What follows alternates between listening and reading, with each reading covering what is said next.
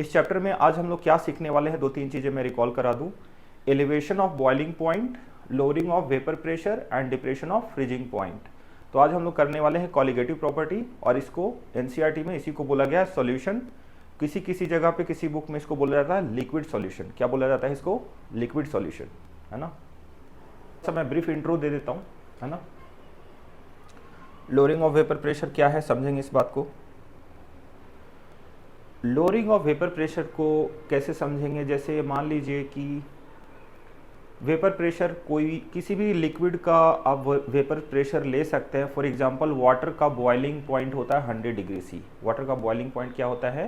100 degree सी। तो water को boil करने के लिए अगर 100 डिग्री सी पे हम पहुंचा दें तो अंदर का जो वाटर वेपर है वो 1 atm प्रेशर जनरेट करता है। That is exactly equal to atmospheric pressure, right. तो एटमॉस्फेरिक प्रेशर पे जैसे ही चला जाता है तो वो क्या होता है? वाटर बॉयल करना चालू कर देता है। आप delta P upon P1 not will be equal to K times X2। K times what? X2। यहां पे डेल्टा पी क्या है? इसको लिखेंगे P1 not minus P1, correct ना। So actual vapor pressure of solution is equal to vapor pressure of solution minus P1 naught, मतलब vapor pressure of pure solvent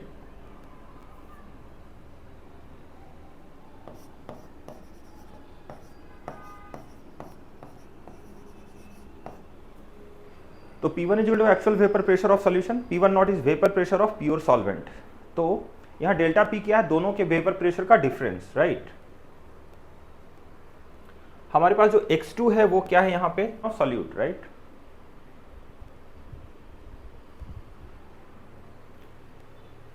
no no no, mole fraction of solute. जितना solute हमने लिया है, घुलाया है solvent में, उसका mole fraction हमें लेना होता है, ठीक है। सो यहां तक कोई प्रॉब्लम है तो इसको नोट डाउन कर लीजिए, आगे इसको और डिटेल में समझेंगे, है ना। तो यहाँ पे हम लोग समझेंगे कि क्या है। P1 नॉट है प्योर सॉल्वेंट का वेपर प्रेशर, P1 है सॉल्यूशन का वेपर प्रेशर, X2 है मोल फ्रैक्शन ऑफ सॉल्यूट जो कि घुलाया गया है सॉल्यूशन में, है ना। तो इसके मैकेनिज्म को समझेंगे कि है क्या चीज। तो मैकेनिज्म को समझेंगे कि ये क्या चीज है। तो इसको ऐसे समझना है, जैसे हम लेते हैं सॉल्वेंट, वो क्या है? Glucose solution, right. अब समझना है, इंटरेस्टिंग बात ये है कि जो हमने सॉल्वेंट लिया था उसका प्योर वेपर प्रेशर कुछ तो रहा होगा, उसको मान लेंगे P1 नॉट। क्या मान लेंगे? P1 नॉट, है ना। कि जैसे ही कोई प्योर सॉल्वेंट में आप कोई छोटा सा सॉल्यूट डाल देते हैं तो उसका वेपर प्रेशर क्या हो जाता है? कम हो जाता है। उसका वेपर प्रेशर क्या हो जाता है? कम हो जाता है। तो वेपर प्रेशर कम हो रहा है, वेपर प्रेशर कम हो रहा है मतलब फाइनल वेपर प्रेशर कम हो जाएगा। तो P1 नॉट का जो वैल्यू है वो P1 से क्या होगा? ज्यादा होगा, है ना। तो सॉल्वेंट में घुला देते हैं सॉल्यूट, सॉल्वेंट में डाल देते हैं सॉल्यूट, तो क्या बन जाता है? सॉल्यूशन। क्या बन जाता है? सॉल्यूशन। तो ऑलवेज हमें याद रखना है कि सॉल्यूशन का वेपर प्रेशर प्योर जो हमारा सॉल्वेंट है उसके वेपर प्रेशर से कम होगा ऑलवेज। दिस फिनोमिना और दिस जो भी इंसिडेंट हो रहा है इसको बोलते हैं लोअरिंग ऑफ वेपर प्रेशर। क्या बोलते हैं इसको?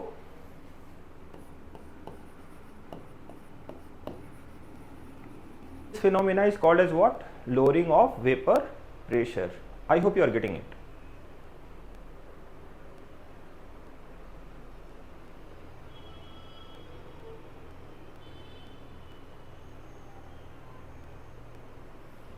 ग्लूकोज क्या है ना, जैसे ग्लूकोज का वेपर प्रेशर नहीं हो सकता ना, ग्लूकोज तो सॉलिड है ना, सॉलिड है। लाइक घर में नमक आप भुलाते तो उसका वेपर प्रेशर किसका डिफाइन करते हैं? लिक्विड सॉल्यूशन का, है ना। तो यहां पे लिक्विड कौन है? सॉल्वेंट लिक्विड है, वाटर लिक्विड है, राइट।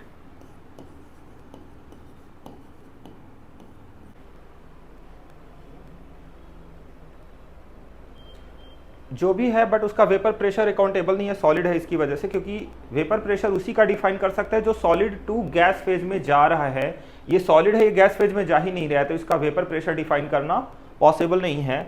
वेपर प्रेशर कैसे डिफाइन करता है ये भी मैं आपको एक्सप्लेन कर देता हूं अभी नेक्स्ट पेज पे, आप इसको थोड़ा नोट डाउन कर लीजिए अभी फिलहाल। सवाल नोटेशन का नहीं है, हम इसके पीछे मैकेनिज्म में जाएंगे मॉलिक्यूलर लेवल पे कि ऐसा क्यों होता है, और आप रियलाइज करेंगे कि तीनों प्रॉपर्टी एक दूसरे से अलग नहीं है, तीनों प्रॉपर्टी का आपस में एक गहरा रिलेशन है। एक हो रहा है उसकी वजह से दूसरा हो रहा है, दूसरा हो रहा है उसकी वजह से तीसरा हो रहा है, समझ रहे हैं ना? यहां तक कोई दिक्कत है? Suppose this is the beaker, I hope it is visible, right? Okay,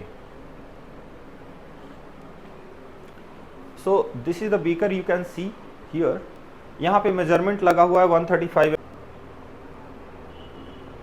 alcohol burner. Let me put a burner below this, है ना? This is the burner. So अब ये बर्नर पे रख दिया, आप देखिए कि ये बर्नर गैस चालू कर दिया मैंने, है ना?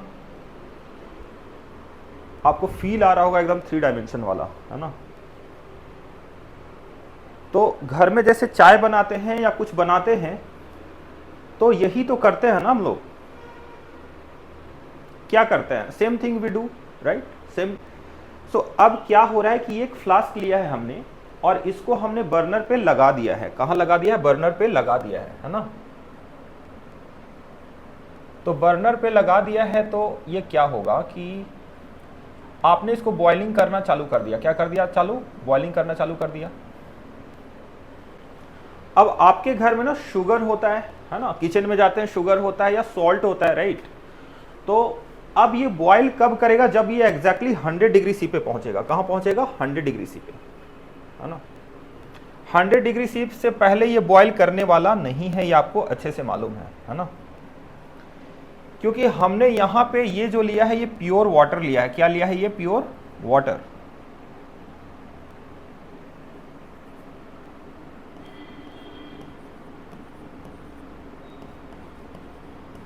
We have taken pure water here. तो जब हमने प्योर वाटर लिया है यहां पे, जिसको बोल सकते हैं प्योर सॉल्वेंट, क्या बोल सकते हैं? Pure solvent. तो होता क्या है कि जितना पानी आपको दिख रहा है यहाँ पे 420 ml, कितना दिख रहा है पानी? 420 ml, और लगातार आप इसको फ्लास्क पे गर्म किए चले जा रहे हैं, राइट? तो गर्म करते करते क्या होता है कि आपने ऊपर से ये बंद कर दिया, ये आपने इसको क्या कर दिया? क्लोज कर दिया है, closed with an utensil.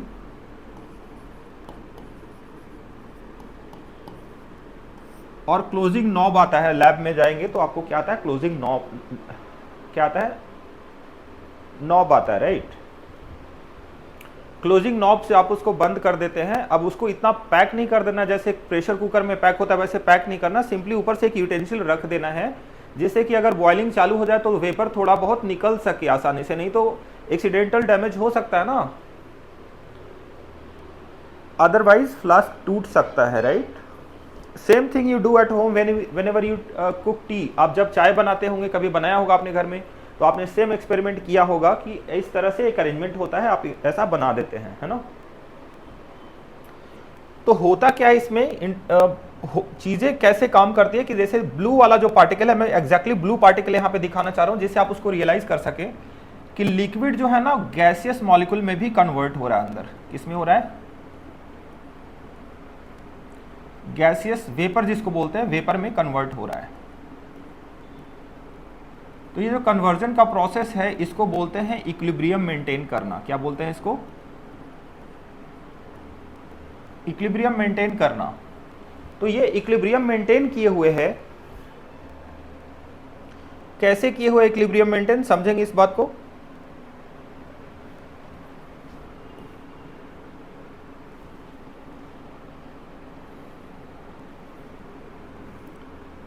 Liquid से गैस फेज में जा रहा है और गैस फेज से कहां आ रहा है? लिक्विड फेज में जा रहा है ना? तो वो जो मेंटेन किए हुए हैं उसको बोलते हैं इक्विलिब्रियम। क्या बोलते हैं? Gas liquid vapour liquid equilibrium. क्या बोलते हैं?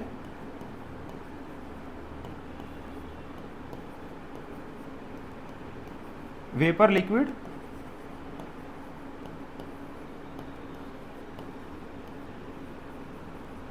इक्विलिब्रियम, है ना। This is called as vapour liquid equilibrium. अब एक्सपेरिमेंट को समझिएगा बात को कि हमने एक्सपेरिमेंट में अभी पानी को गर्म करना चालू कर दिया है, 100 डिग्री एग्जैक्टली पहुंचेगा 100 डिग्री सी पे, तो आपको पता है कि क्या हो जाएगा? बॉइलिंग स्टार्ट हो जाएगा, है ना। क्या हो जाएगा? बॉइलिंग स्टार्ट हो जाएगा। तो कभी आपने सोचा है, मतलब पढ़ने के अलावा इन जनरल आपने सोचा है, नॉट फॉर जेई या फिर 11th-12th की वजह से नहीं, नेचुरल वे में कभी सोचा है कि 100 डिग्री पे ही पानी क्यों बॉईल करता है?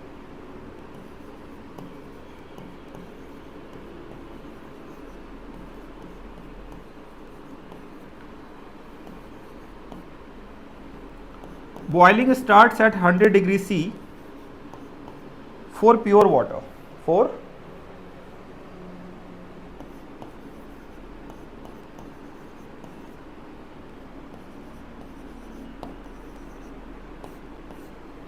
होता क्या है प्योर वाटर के लिए कि टेम्परेचर और प्रेशर का आपस में गहरा रिलेशन है। टेम्परेचर और प्रेशर दूसरे से इंडिपेंडेंट नहीं, आपने पढ़ा भी रहेगा। PV = nRT connects these two variables with each other. These two variables are connected like PV = nRT, that is ideal gas equation. But मैं यहाँ पे आइडियल गैस इक्वेशन की बात नहीं कर रहा हूँ, सिंपली ये मैं बताना चाह रहा हूँ प्रेशर एंड टेम्परेचर ये दोनों एक दूसरे के साथ एक रिलेशन बनाते हैं, ये चीज़ें एक दूसरे के साथ जुड़ी हुई है। तो होता क्या है कि आपको पता है कि बाहर का जो प्रेशर है वो है P0। क्या है? P0। P0 का वैल्यू कितना है? 1 atm। कितना है? इसी को आप बोलते हैं 10⁵ पास्कल। क्या बोलते हैं? 10⁵ पास्कल। और उसको न्यूटन मीटर स्क्वायर में भी लिख सकते हैं। तो ये एटमॉस्फेरिक प्रेशर है और उसको इसी को लिखते हैं आप 76 सेंटीमीटर ऑफ Hg। क्या लिखते हैं?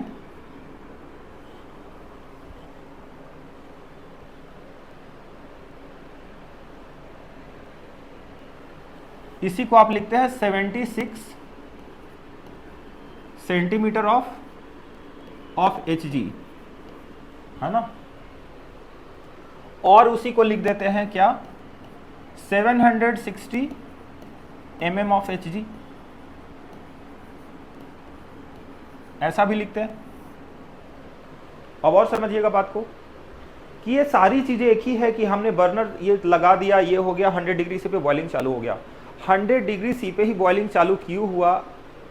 ये सवाल तो एक बच्चा भी सोच सकता है, क्योंकि IIT के लिए ही इस बात को सोचे कोई ज़रूरी है ना। बचपन से देख रहे हैं कि आप चाय बनाते हैं या फिर आपके घर में आपकी मम्मी है चाय बनाती हैं या फिर आपके घर में और कोई फैमिली मेम्बर हैं चाय बना रहे हैं, और वो जैसे ही चाय बनाना चालू करते हैं तो होता क्या? 100 डिग्री सी पे मेजरमेंट नहीं है किचन में, आपने मेजर नहीं किया रहेगा, बट एग्जैक्टली 100 डिग्री सी पे ही जाके बॉईल करना चालू होता है, राइट।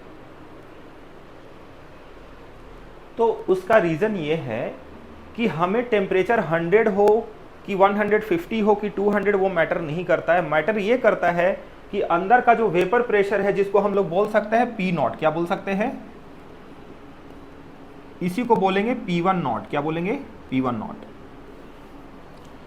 P10 क्यों बोला है समझिएगा, क्योंकि हमने स्टैंडर्ड नोटेशन भी यही यूज किया है, इसकी वजह से मैं कोई चेंज नहीं कर रहा हूं। तो P10 is vapour pressure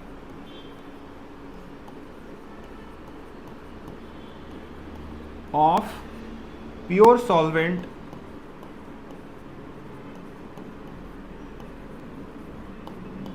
like water, pure solvent water।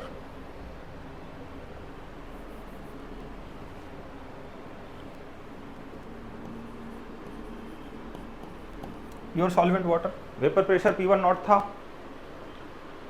तो हुआ क्या कि जैसे ही 100 डिग्री सी पे पहुंचा, तो इसका 100 डिग्री सी जैसे ही पहुंचेगा तो that is equivalent to 76 centimetre of Hg। Of what? Hg। मतलब इतना टेम्परेचर पे उतना वेपर प्रेशर एग्जैक्टली बना लेता है, जो कि बाहर का एटमॉस्फेरिक प्रेशर है, राइट। तो टेम्परेचर हो सकता है 110 पे अचीव कर सकता था, 150 पे अचीव कर सकता था, या हो सकता है 90 डिग्री पे अचीव कर सकता था, जितने पे भी अचीव करे। लेकिन एक बात कंफर्म है कि जैसे ही टेम्परेचर इतना 100 डिग्री टेम्परेचर मायने नहीं रखता है, मायने रखता है यहाँ पे वेपर प्रेशर की कितना वेपर प्रेशर अंदर का होना चाहिए जिससे वो बाहर के एटमॉस्फेरिक प्रेशर से एग्जैक्टली क्या कर जाए, मैच कर जाए। तो होता क्या है कि अंदर का जो प्रेशर है और बाहर का प्रेशर है, बाहर का प्रेशर जो लग रहा है P नॉट और अंदर का जो प्रेशर लग रहा है कितना, P1 नॉट। जैसे ही आपका P1 नॉट आपको P नॉट के बराबर हो जाएगा, that is 76 centimetre of Hg, this condition, this equilibrium condition is called as boiling. Physics ने इसका नाम दिया बॉइलिंग, है ना। मतलब ढक्कन जो आपने ढक दिया है वो डगमगाना चालू करेगा, क्योंकि फिजिक्स का लॉ भी बोलता है, न्यूटन सेकंड लॉ क्या बोलता है, न्यूटन सेकंड लॉ नहीं, न्यूटन्स थर्ड लॉ क्या है बताइए, each and every action have equal and opposite reaction. ऊपर से प्रेशर जितना लगा रहा है और नीचे से प्रेशर लगा रहा है, यहाँ पे नेट फोर्स जो ढक्कन है उस पे नेट फोर्स कितना लग रहा है, 0 लग रहा है, राइट। तो न्यूटन्स लॉ के अकॉर्डिंग भी आप देखेंगे तो यहाँ पे टोटल फोर्स यहाँ पे न्यूट्रलाइज हो रहा है, 0 हो रहा है टोटल फोर्स। तो टोटल फोर्स जब 0 लगा तो ये वाला जो ढक्कन है जिससे हमने ढक रखा है उसको, वो इक्विलिब्रियम में आ गया। कहाँ आ गया, इक्विलिब्रियम में आ गया, राइट। एक बार ये सिस्टम इक्विलिब्रियम में आ गया तो ढक्कन आपने देखा रहेगा कि 100 डिग्री से पहले डगमगाना चालू नहीं करता, अब थोड़ा थोड़ा वेपर अंदर से लीक करना भी चालू हो जाता है, राइट। क्योंकि वेपर प्रेशर से ज्यादा बढ़ेगा तो टॉलरेट नहीं, प्रेशर कुकर में क्या होता है कि जबरदस्ती प्रेशर को बनाए रखता है। यहाँ पे प्रेशर बनाने की जरूरत नहीं है, जितना वेपर प्रेशर एटमॉस्फेरिक प्रेशर से जैसे ही थोड़ा ज्यादा हुआ, वेपर थोड़ा रिलीज करेगा खुद को इक्विलिब्रियम मेंटेन करने के लिए, correct. So this phenomena is called as boiling. So आप इसका हेडिंग दे सकते हैं, what is boiling. So we have just define the boiling. हमने कुछ बहुत बड़ा काम नहीं किया, सिर्फ बॉइलिंग को डिफाइन किया है ना। बट पता तो होना चाहिए कि बॉइलिंग क्या है, राइट। तो आप हेडिंग दे सकते हैं, व्हाट इज बॉइलिंग।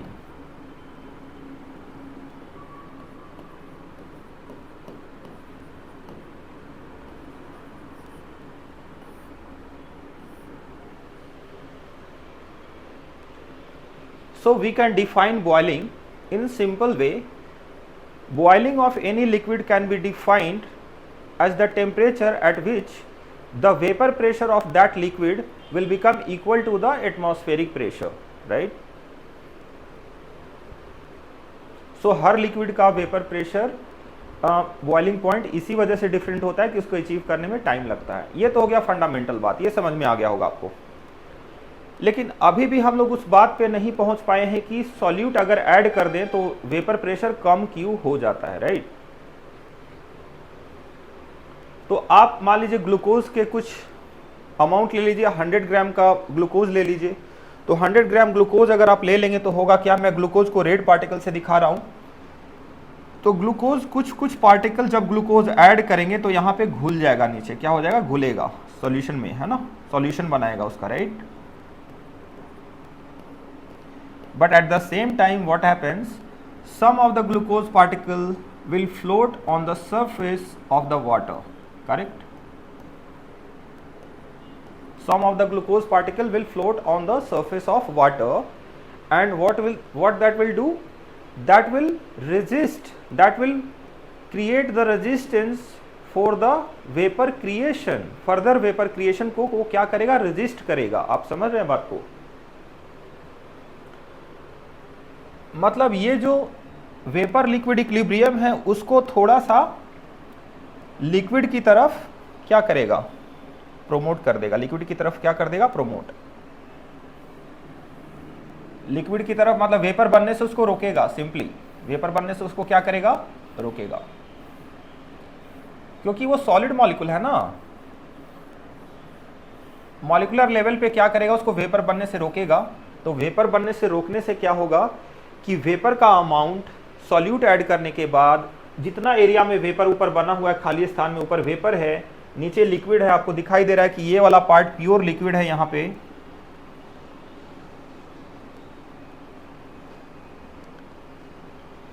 ये वाला पार्ट है प्योर लिक्विड और ऊपर वाला पार्ट है वेपर। ऊपर वाला पार्ट क्या है? Vapour.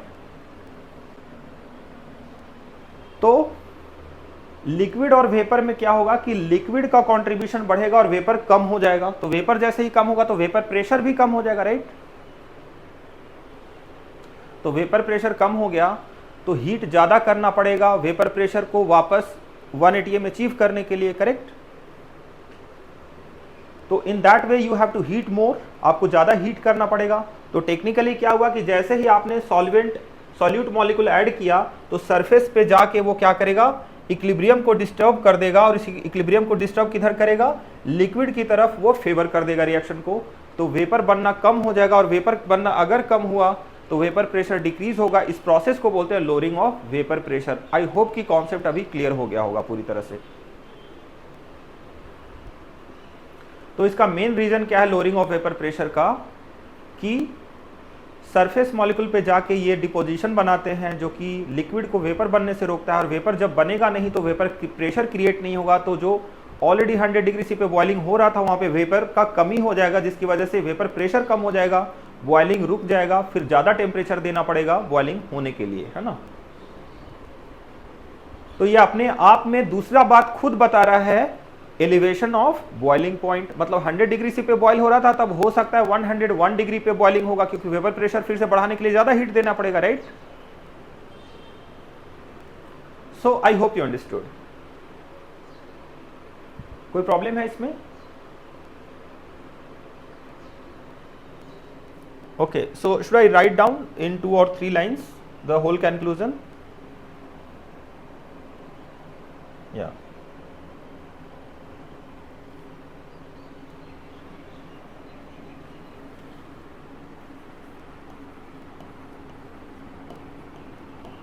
whenever we add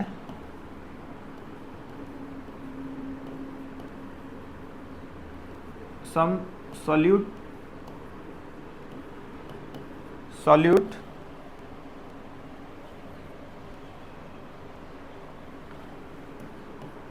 to the pure solvent,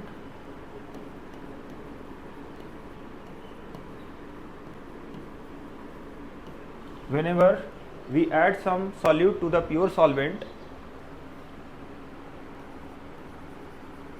some solvent molecules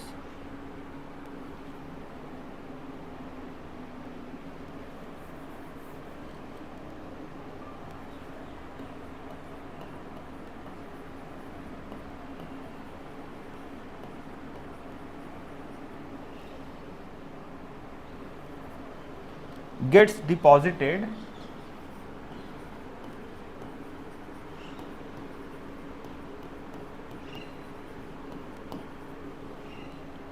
to the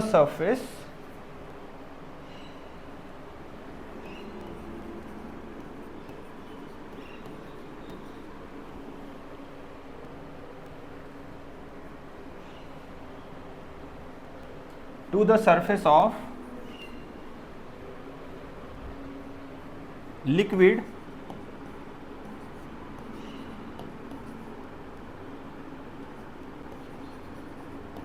hence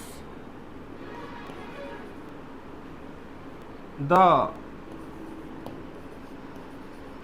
liquid vapor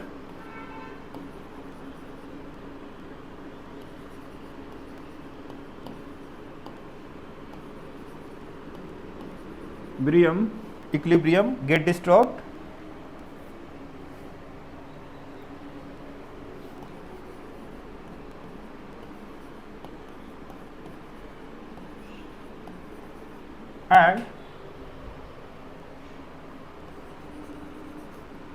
and solute molecule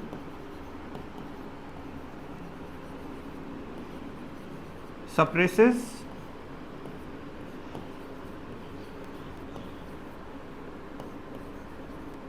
the vapor formation,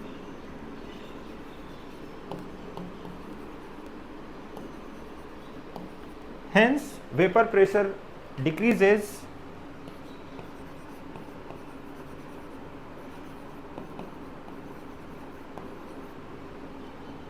hence vapour pressure decreases. Atmospheric pressure से match कराना क्या है, मुश्किल है, right. So these two phenomena are interrelated. So I hope you understood the whole process, है ना। तो ये प्रोसेस में हमें ये अच्छे से समझ गया कि सबसे पहले तो हम लोग एटमॉस्फेरिक प्रेशर अचीव कराते हैं, कुछ अगर सॉल्यूट ऐड कर देते हैं तो वो सरफेस पे जाके डिपॉजिट हो जाता है, जिससे वेपर बनना कम हो जाता है, वेपर प्रेशर लो हो जाता है। वापस जो वेपर प्रेशर था एटमॉस्फेरिक प्रेशर के बराबर, उसको अचीव करने के लिए ज़्यादा हीट देना पड़ता है। इस फिनोमिना में क्या हो जाता है, elevation of boiling point and lowering of vapour pressure, right. So vapour pressure का रिलेशन कुछ इस तरीके से है जो अभी आप बोर्ड पे देख पा रहे हैं, है ना। तो बोर्ड पे जो आप देख पा रहे हैं वो क्या है, सॉल्वेंट का वेपर प्रेशर हमने लिया था P1 नॉट और सॉल्यूशन का हो गया वेपर प्रेशर P1, करेक्ट। तो इसके लिए हम लोग कुछ रिलेशन स्टैब्लिश करेंगे यहाँ पे, है ना।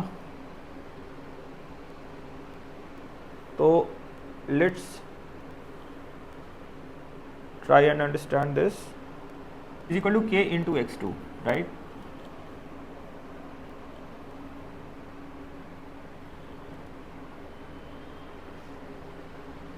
यहाँ पे भी मैंने वही लिखा है। तो अब समझेंगे इस रिलेशन को, एक एक करके धीरे धीरे हम लोग इसको रिलेट कर देंगे, राइट। हाँ, K is constant, molar elevation constant, molar depression constant है ना, अपॉन P1 नॉट। इसको लिखेंगे K इंटू, अब मोलालिटी को, मोल फ्रैक्शन को कैसे डिफाइन करते हैं, N2 upon N1 plus N2, correct.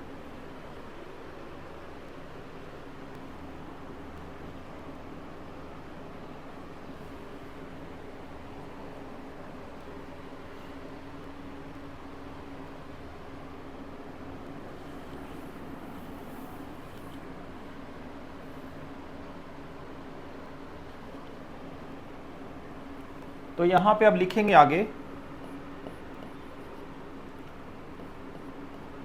P1 not minus P1 divided by P1 not is equal to K into,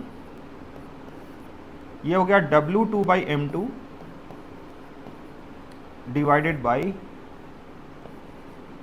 W1 by M1 plus W2 by M2, am I right.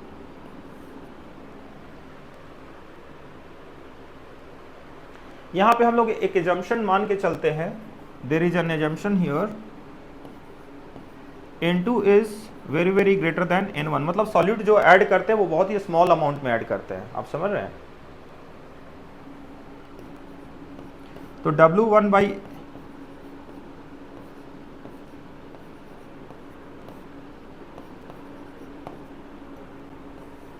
हाँ चले गए हैं, वो mole fraction पे आते हैं, हम लोग आएंगे, पहले फंडामेंटल डेरिवेशन हम लोग कर लेते हैं, सारी चीज़ों पे जाएंगे डिटेलिंग, है ना।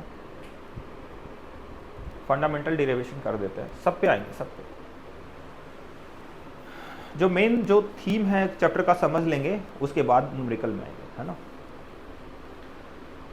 तो एजम्पशन हम लोग मान के चलते हैं यहाँ पे कि N2 solvent moles is very very greater than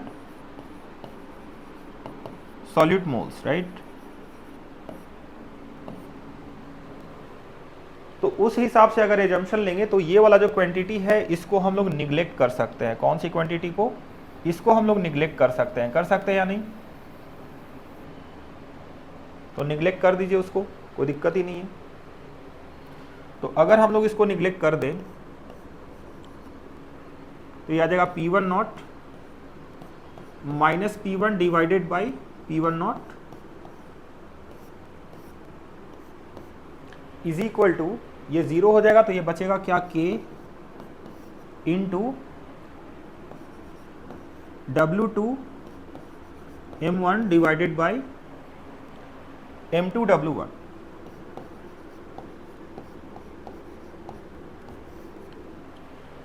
I hope कि यहां तक समझा होगा।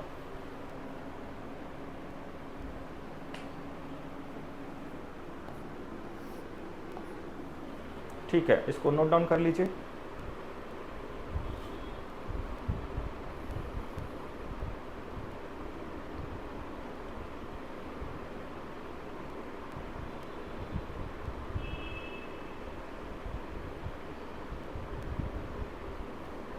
यहां पे मैं वेरिएबल्स लिख देता हूं। वेरिएबल्स क्या क्या है समझ लीजिएगा।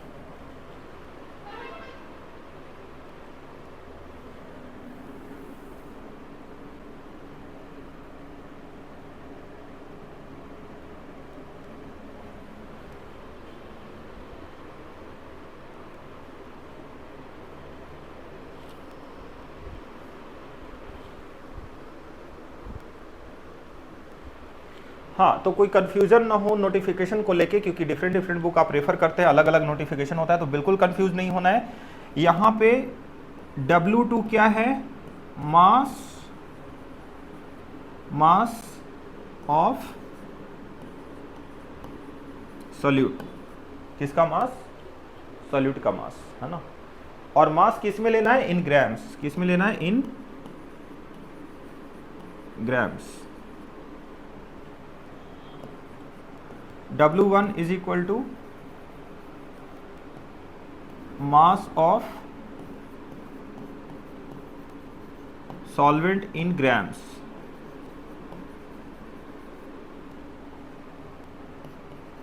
M2 equals mass of number of moles define करते हैं, तो पहले आप ले लेते हैं मास ऑफ सोल्यूट। जैसे सपोज आप निकाल रहे हैं नंबर ऑफ मोल्स, तो वेट बाई क्या निकालते हैं? नंबर ऑफ मोल्स क्या होता है? Weight by molar mass. क्या होता है? Weight by molar mass. तो वेट वहां पे ग्राम में लेते हैं ना, और मोलर मास भी ग्राम्स में ही होता है ना। तो M2 क्या है? हमारा मोलर मास। तो मोलर मास में मेंशन करने की जरूरत नहीं ग्राम या केजी, वो होता ही है ग्राम्स में।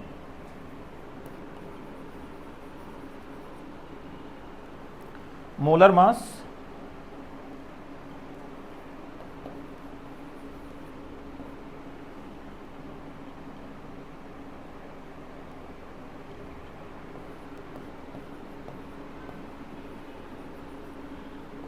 of solute M1 is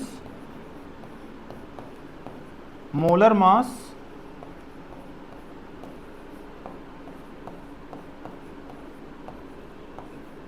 of solvent. molar mass of what? solvent। समझ रहे हैं बात को?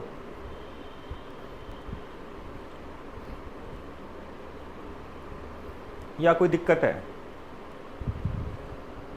पक्का ना? तो W2 is equal to mass of solute in grams, W1 is mass of solvent in grams, M2 is molar mass of solute, M1 is molar mass of solvent, K is the constant, है ना।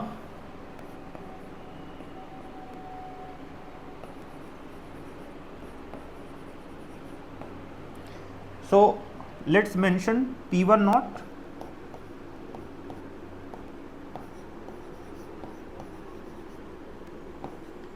vapor pressure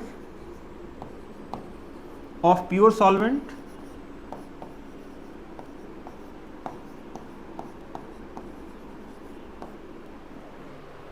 and P1 will be vapor pressure of solution, right?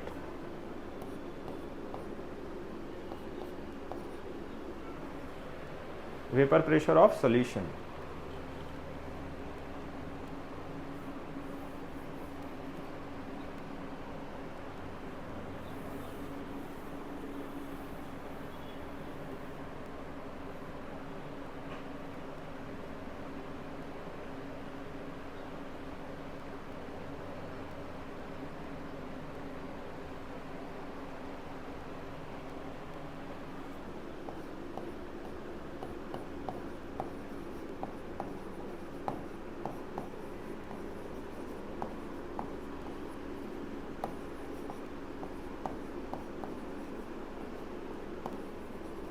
Any trouble?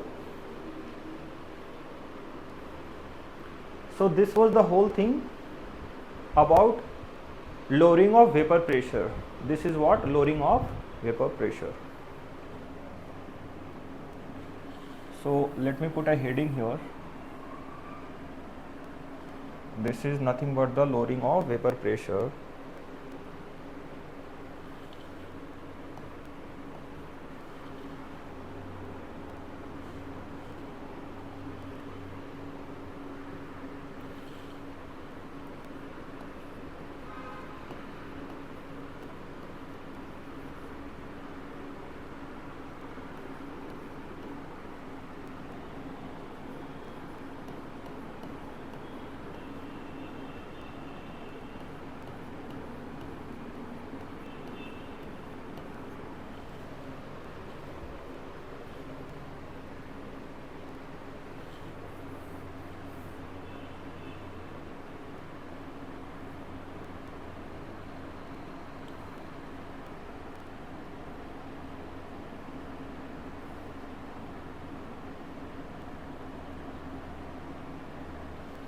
तो हमने क्या कर दिया, lowering of vapour pressure के लिए formula हमने डिफाइन कर दिया, right.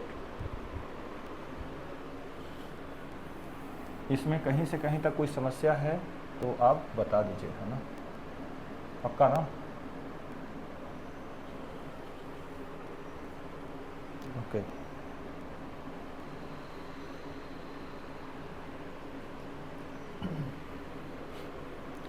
Just a moment.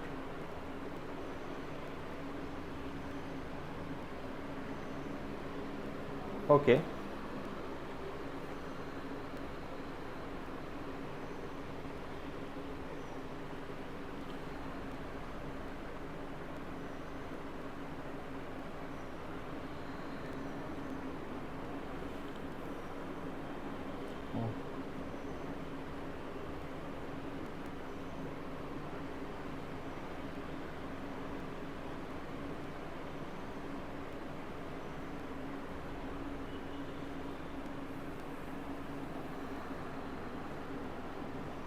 So I hope कि लोअरिंग ऑफ वेपर प्रेशर के कॉन्सेप्ट में कहीं कोई दिक्कत नहीं है, right. So this is the result, this is the final result that we have got here. ये हमारा फाइनल फॉर्मूला है ना, यही फॉर्मूला हमें हर बार यूज करना है लोअरिंग ऑफ वेपर प्रेशर के लिए, right. So should we go to the elevation of boiling point?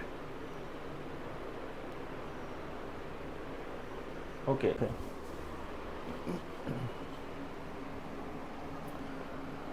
So simply we can say that elevation of boiling point is directly proportional to molality of the solute, right? So we can say that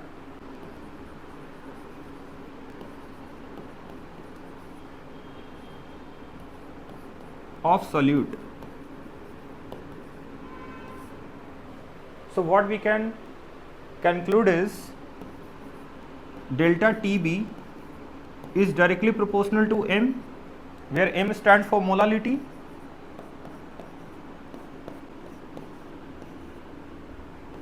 KB is called as molar elevation constant of boiling, sorry not molar elevation, boiling point constant, है ना, KB is a constant, है ना। So delta TB is what?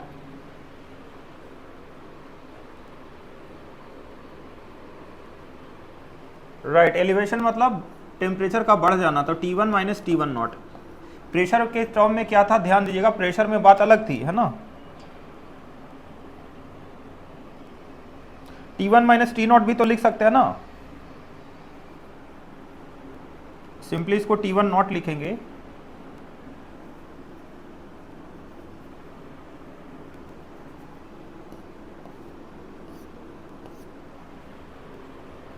और T minus T not, simply let's write T minus T not, 1 की जरूरत नहीं है। So let's write it down, T minus T not equals T minus T not equals KB into molality. Kb into molality. Any problem?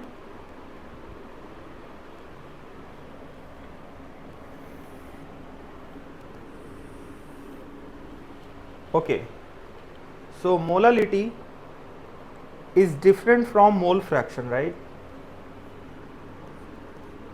T minus T naught equals Kb into molality is defined as number of moles of solute divided by mass of solvent, है ना?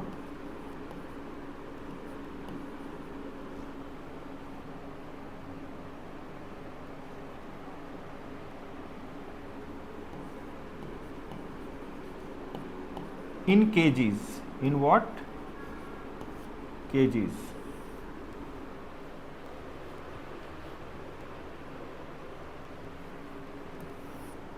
Here m is what? Molality of solute.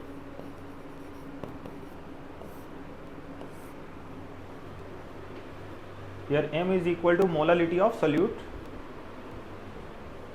So T minus T naught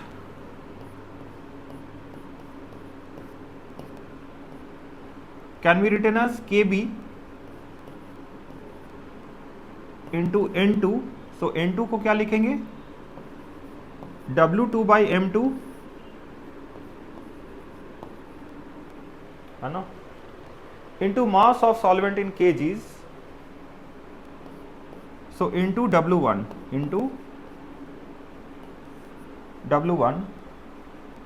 into अगर 1000 कर दे तो चलेगा. क्यों 1000 क्या उसका मैं बता देता हूं. W1 अगर ग्राम में लिया तो, हाँ, तो हियर पहले मैं मेंशन कर देता हूं W1 is equal to mass of solvent in grams. अगर केजी में लिया तो 1000 लेने की जरूरत नहीं है, ध्यान दीजिएगा. तो फॉर्मूला कभी कभी आपको लगता है सर आपने तो 1000 मल्टीप्लाई किया था, यहाँ पे सॉल्व किया, इसने 1000 से मल्टीप्लाई ही नहीं किया. 1000 से मल्टीप्लाई इसलिए नहीं किया गया होगा क्योंकि वहां पे सॉल्वेंट का मास केजी में दिया रहेगा, राइट. अगर सॉल्वेंट का मास ग्राम्स में दिया हुआ है तो 1000 मैंडेटरी है मल्टीप्लाई करना, करेंगे ही करेंगे, है ना. W2 is equal to mass of solute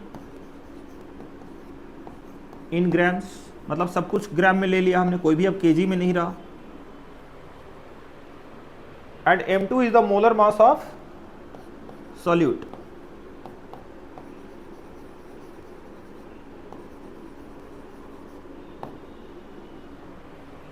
M2 is molar mass of solute, right?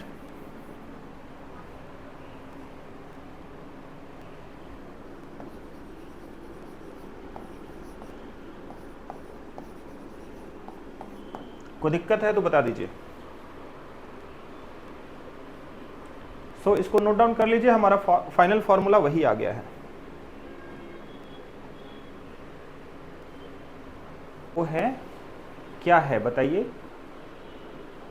Depression of freezing point. Depression of freezing point, है ना. So the next colligative property और property of the solution is depression of freezing point. कि अगर pure solvent है, pure solvent में अगर आपने कुछ डाल दिया उसमें सॉल्यूट, जिसको थोड़ी देर के लिए आप इम्प्यूरिटी बोल लें, मतलब सॉल्वेंट प्योर नहीं रहा तो इम्प्यूरिटी बोल सकते हैं सॉल्यूट मॉलिक्यूल को, बट स्टैंडर्ड वे में बोलते हैं एक सॉल्वेंट होता है जो प्योर लिक्विड होता है ना.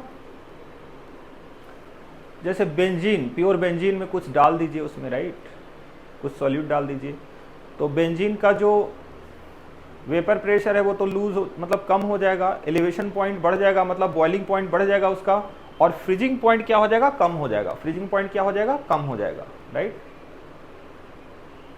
अब फ्रीजिंग पॉइंट कम क्यों होता है इसका भी रिलेशन, सारी चीजें इंटररिलेटेड है. तो क्या कोई एग्जाम्पल बता सकते हैं in day to day life जो हम लोग इस्तेमाल करते हैं या कहीं पे आपने देखा हो या सुना हो डे टू डे लाइफ में? फ्रीजिंग पॉइंट का, डिप्रेशन ऑफ फ्रीजिंग पॉइंट का बहुत बढ़िया एग्जाम्पल, एक अच्छा एग्जाम्पल बता सकते हैं क्या प्रैक्टिकल लाइफ में? उसका फॉग हो. So delta TF is directly proportional to molality of solute. Right.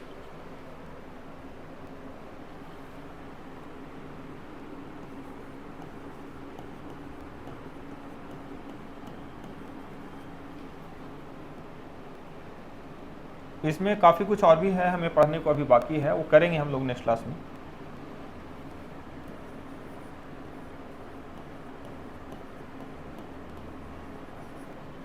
हाँ हाँ, राइट राइट राइट, यस। नहीं, कुछ थ्योरी पार्ट है जो प्रॉब्लम सॉल्विंग में लगेगा, वो मैं बोल रहा था।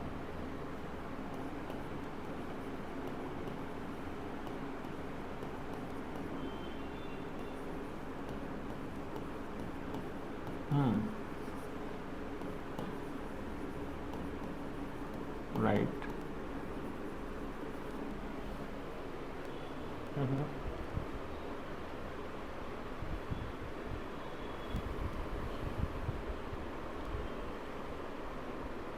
Right right, correct. So depression of freezing point is directly proportional to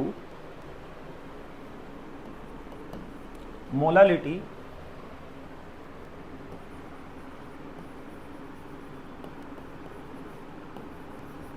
of solute, molality of solute। मतलब लिख सकते हैं delta T F is directly proportional to K F और simply K F into weight, directly proportional to molality, right.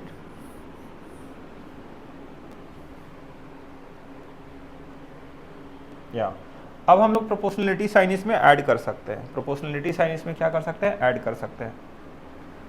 तो now we can write down delta T F is equal to K F into M,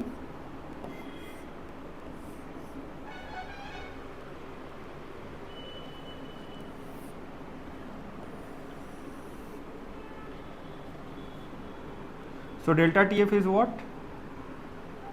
depression of freezing point, मतलब final वाला कम होगा, initial वाला ज़्यादा होगा, T not minus T one, right.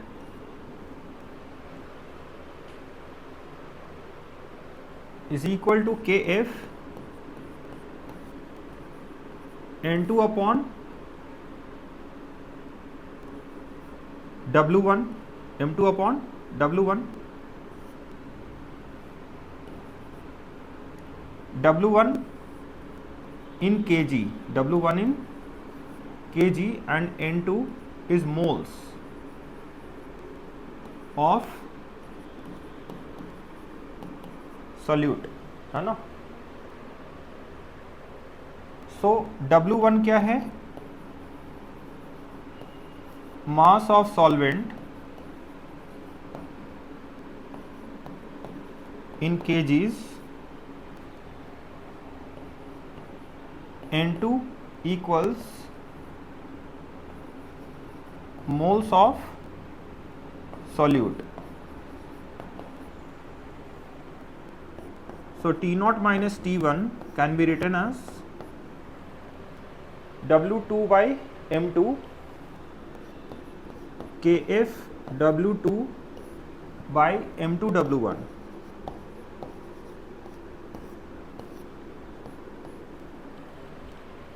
is equal to KFW2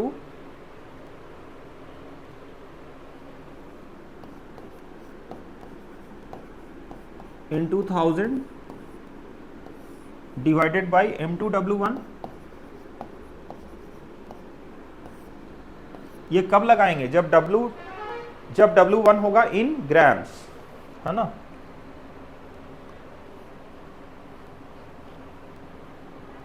यहाँ इसको KG में लेना है और इसको किस में लेना है, ग्राम्स में, राइट।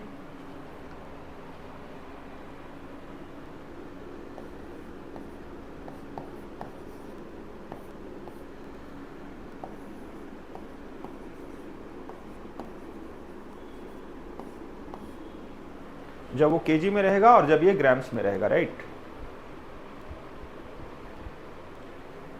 तो कंफ्यूज नहीं होना है कि उसमें ऐसा लिया था अब इसमें लगा दिया तो आंसर क्यों नहीं आ रहा है, ध्यान दीजिएगा।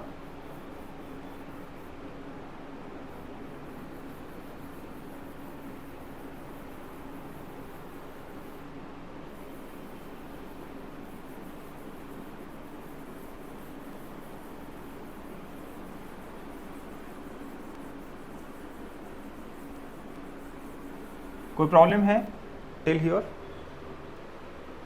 आई hope you understood. So let us consider a basic problem related to mole fraction. Without understanding the mole fraction, we can't proceed in the solution problems. The actual जो solution problems है, right?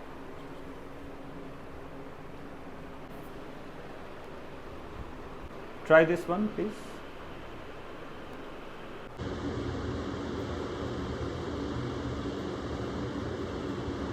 Let us consider the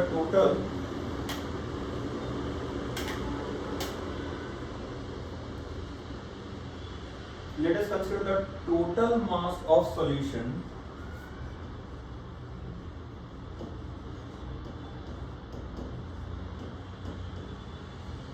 is equal to 100 grams.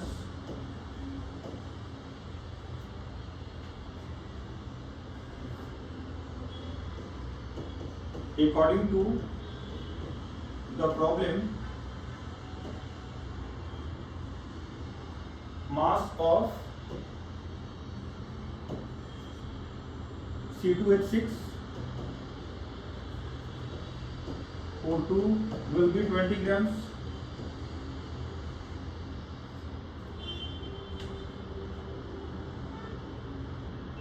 बिल्कुल assume कर सकते हैं, you can assume 1000 grams, you can assume 1 gram. So simple एक common standard क्या चलता है 100 ग्राम। सो हमने टोटल सॉल्यूशन का मास ले लिया 100 grams. According to the problem mass of C2H6O2 must be 20 grams because 20% available है, राइट? 20% अवेलेबल है, उसके हिसाब से ये कितना हो गया 20 grams, right? So moles of ethylene glycol C2H6O2 will be 20 by molar mass of C2H6O2, molar mass इसका होता है कितना 62, right? What is the value of 20 by 62? Can you tell me?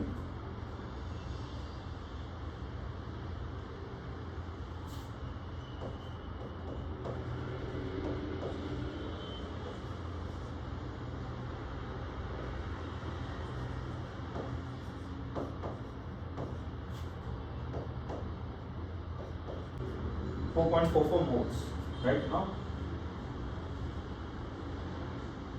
So now the mole fraction of ethylene glycol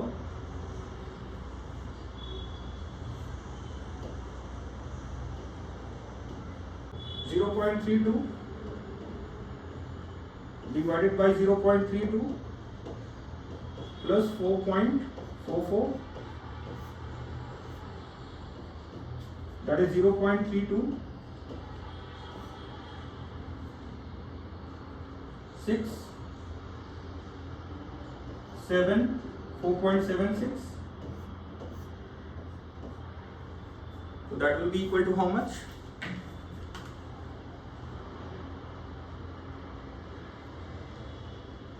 .4210.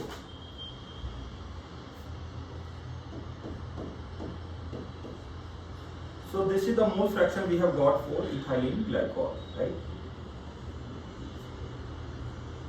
This is the mole fraction we have got for ethylene glycol. Any problem? Similarly, ऐसे भी आप निकाल सकते हैं, कोई दिक्कत नहीं, एक ही बात है।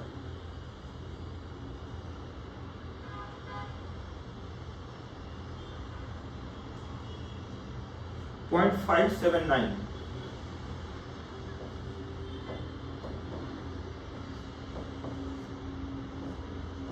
How much it is? 0.57. I hope you understood. So this is the final mole fraction of water, and mole fraction of ethylene glycol we have got how much? this is equal to this, right? And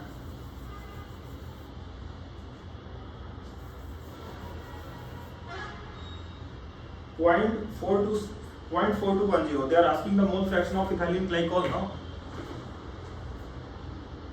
So I hope you understood.